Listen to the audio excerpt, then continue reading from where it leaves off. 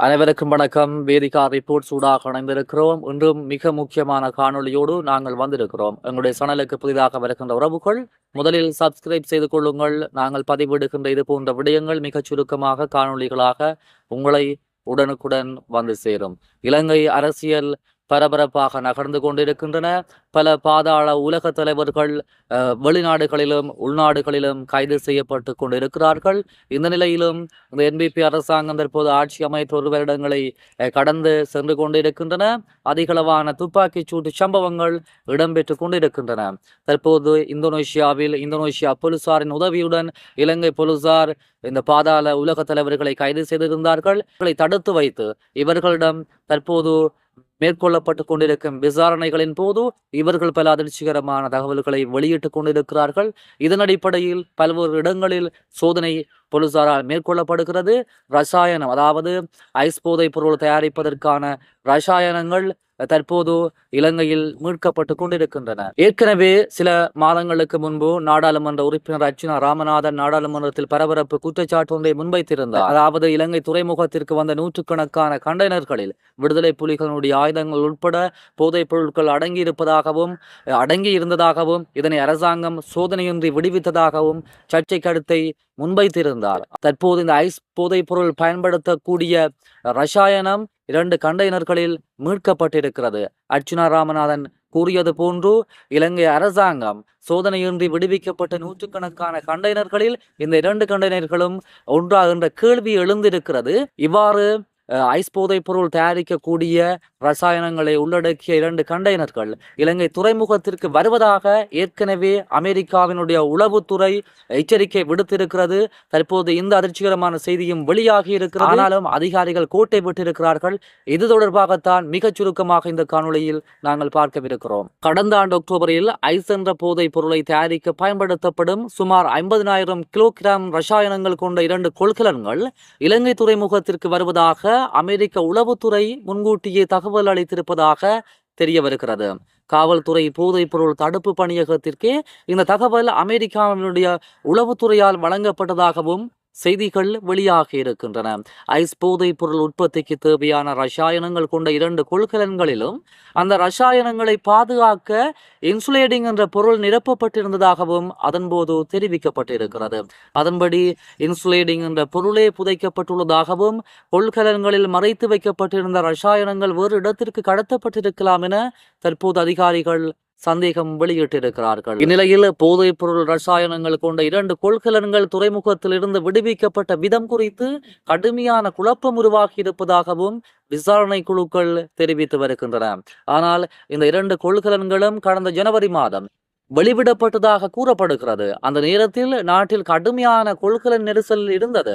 இவ்வாறானதொரு பின்னணியில் தான் துறைமுகத்தில் கொள்கலன் நெரிசலுக்கு மத்தியில் விடுவிக்கப்பட்ட கொள்கலன்களில் டன்கணக்கில் போதைப் பொருள் இருப்பதாக எதிர்க்கட்சியினர் அரசாங்கத்தின் மீது பகிரங்கமாக குற்றச்சாட்டுகளை முன்வைத்து வருகின்றனர்.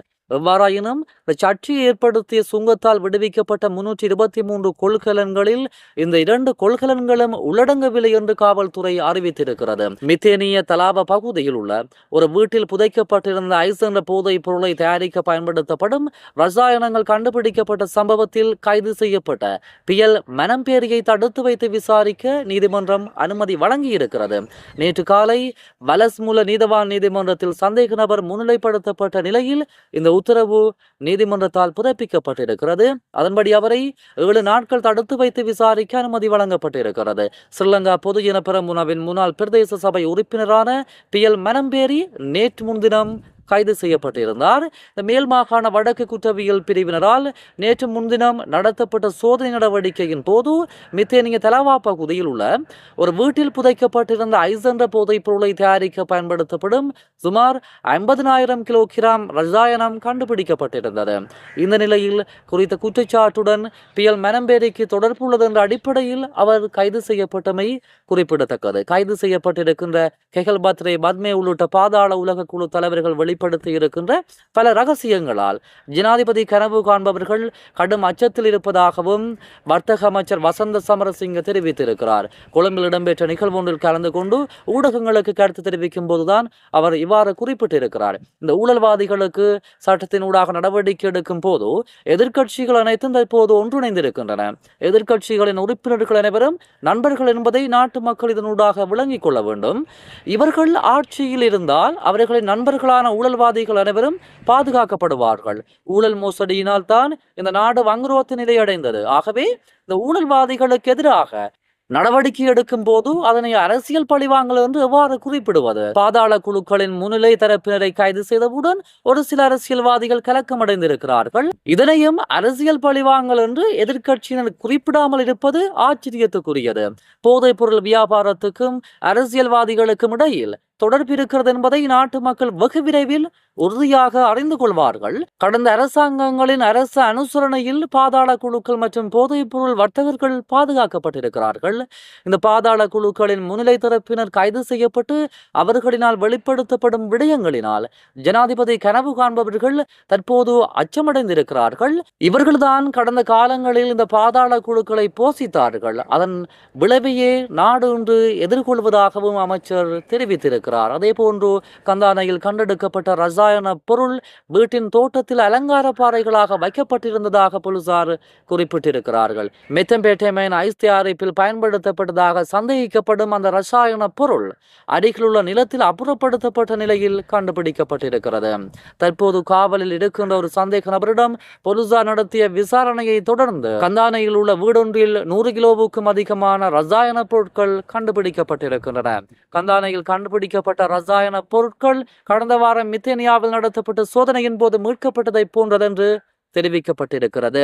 குற்ற கும்பல்களின் தலைவர்களில் ஒருவரான கெகல்பாத்ரே பத்மே உள்ளிட்டவர்களால் நுவரேலியாவில் ரகசிய இடத்தில் ஐஸ் போதைப் பொருள் தயாரிக்கப்பட்டு நாடு முழுவதும் விற்பனை செய்துள்ளதாக விசாரணைகளில் தெரிய வந்திருக்கிறது. இந்த மித்தேனியா பகுதியில் கண்டுபிடிக்கப்பட்ட ரசாயனங்கள் இந்த ஐஸ் போதைப் பொருளை தயாரிக்க பயன்படுத்தப்பட்டுள்ளதாகவும் தெரிவிக்கப்படுகிறது.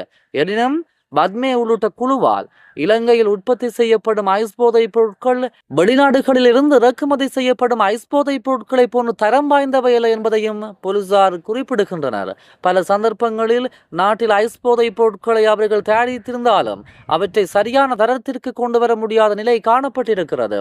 இதற்கிடையில் வேலியகுட குற்றப்பிரிவு அதிகாரிகளால் மித்தேனிய தலாபா பகுதியில் தங்காலை பகுதியிலும் மறைத்து வைக்கப்பட்டிருந்த ஐஸ் போதைப் பொருளை தயாரிக்க பயன்படுத்தப்பட்டதாக சந்தேகிக்கப்படும் கிட்டத்தட்ட 50,000 கிலோகிராம் ரசாயனங்களை பறிமுதல் செய்திருக்கிறார்கள். விசாரணைகளில் இந்த ரசாயன பொருட்கள் முன்னாள் ஸ்ரீலங்கா சுதந்திர கட்சி பிரதேச சபை உறுப்பினர் சம்பத் மனம்பேரி மற்றும் அவரது சகோதரர் பியால் மனம்பேரி ஆகியோரால் மறைத்து வைக்கப்பட்டிருந்தமை தெரிய வந்திருக்கிறது. ஈரானில் இருந்து 2 கொள்கலன்களில் இந்த ரசாயன பொருட்கள் இலங்கைக்கு கொண்டு வரப்பட்டதாக போலீசார் குறிப்பிடுகின்றனர். கெகல்பாத்ரே பத்மே இந்த 2 கொள்கலன்களையும் அனுப்பிய நிலையில் அவருக்கு பாணந்துறையைச் சேர்ந்த குடு நிலங்க உதவியுள்ளார் என தெரிய வருகிறது. மித்தேனிய தலாபா பகுதியில் ஒரு வீட்டில் புதைக்கப்பட்டிருந்த ரசாயன பொருட்கள் ஒரு தொகை கடந்த ஆண்டு இறுதியில் ஐக்கிய நாடுகளின் போதைப் பொருள் மற்றும் குற்றம் தொடர்பான அலுவலகத்தின் உளவுத்துறை சேவைகளின் முன்கூட்டிய அறிவிப்பை தொடர்ந்து சுங்கத்தால் தடுத்து வைக்கப்பட்டு ஆய்வு செய்யப்பட்ட 2 கொள்கலன்களில் இருந்ததாக தெரிய வருகிறது. அந்த கொள்கலன்களை சுங்கம் வழியாக யார் கொண்டு வந்தார்கள் என்பது குறித்தும் இந்த 2 கொள்கலன்களால் மூடப்பட்ட மற்றொரு போதைப் பொருள் கப்பல் நாட்டிற்குள் நுழைந்ததா என்பது குறித்தும் தற்போது விரிவான விசாரணைகள் நடைபெற்று வருகின்றன. ஐக்கிய நாடுகளின் போதைப் பொருள் மற்றும் குற்றம் தொடர்பான அலுவலகம் வழங்கும் உளவுத்துறை தகவல்கள் பெரும்பாலும் துல்லியமானவை. மேலும் அவர்கள் வழங்கும் தகவல்களின் அடிப்படையில் நடத்தப்பட்ட பல சோதனைகள் வெற்றி பெற்றிருக்கின்றன. விசாரணையில் இந்த கொள்கலன்கள் உற்பத்தி செய்வதற்கான மூலப்பொருட்களாக நாட்டிற்கு இறக்குமதி செய்யப்பட்டன என்பது தெரிய வந்திருக்கிறது. அந்த மூலப்பொருட்களின் போர்வையில் மருந்துகள் கொண்டு வரப்பட்டதா அல்லது அவற்றை உற்பத்தி செய்ய பயன்படுத்தப்படும் மூலப்பொருட்கள் அல்லது இந்த 2 கொள்கலன்களின் போர்வையில் மற்றொரு கொள்கலன் போதைப் பொருள் கொண்டு வரப்பட்டதா என்பது குறித்து அவர்கள் விசாரித்து வருகின்றனர்.